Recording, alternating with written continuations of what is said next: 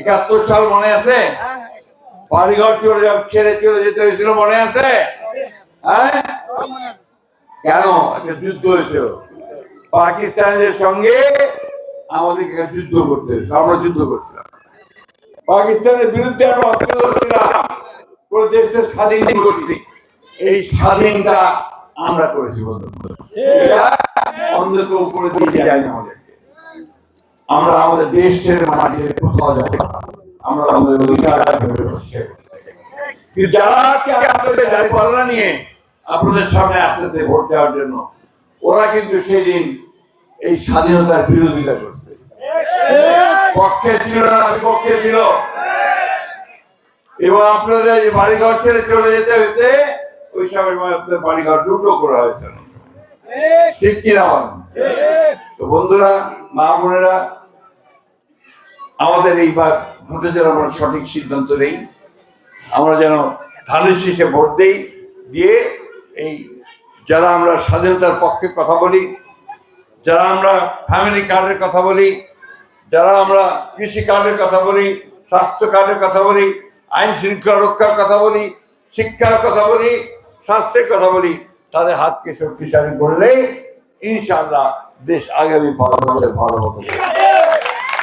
আমি অনুরোধ করব, আমার বয়স এখন অনেক হয়ে গেছে, আমি চাই এটাই বোধহয় আমার শেষ নির্বাচন। আপনারা দয়া করে আমাকে যদি ভোট দেন, তাহলে আমি এই শেষ সময়ে আপনাদের এলাকার জন্য কাজ করতে চাই। আপনার এখানে শিকদার হাট থেকে কামদেরপাড়া পর্যন্ত রাস্তা পাকা করার দাবি আছে, অলরেডি আমরা কাজ শুরু করছি, হয়ে গেছে, ইনশাআল্লাহ এই রাস্তা হয়ে যাবে।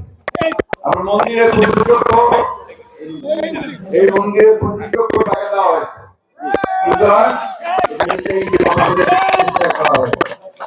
বন্ধুগণ। আমরা মন্দির, মসজিদ, মাদ্রাসা, স্কুল এইগুলোতে আমরা উন্নত করবো ইনশাআল্লাহ।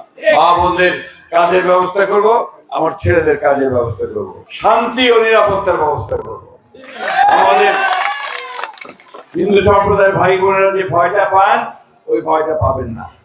এই দেশটা আপনার, এই মাটিটা আপনার, একজন মুসলমানের যে অধিকার আছে, আপনারও সেই অধিকার আছে, এটা মাথায় রাখতে হবে।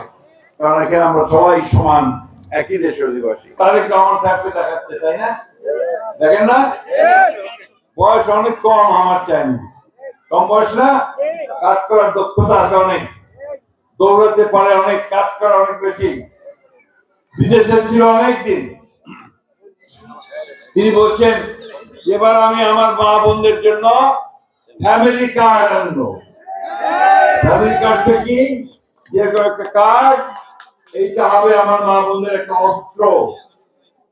এইটা যদি নিয়ে ন্যায্য মূল্যে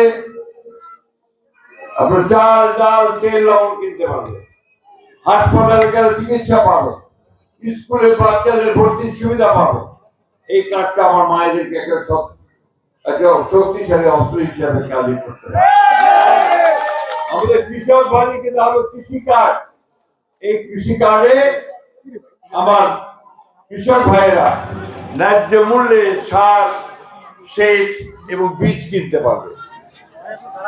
আমরা উচ্চ শিক্ষার জন্য ব্যবস্থা করব।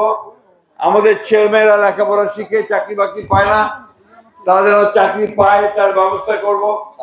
ইতিমধ্যে বলা হয়েছে যে আগামী 18 মাসে বিএনপি ধানের শীষ যদি ক্ষমতায় আসে, তাহলে অবশ্যই 1 কোটি মানুষের চাকরি সংস্থান হবে। এলো খবরের কাগজ, নিখাদ, নির্ভীক, নিরপেক্ষ।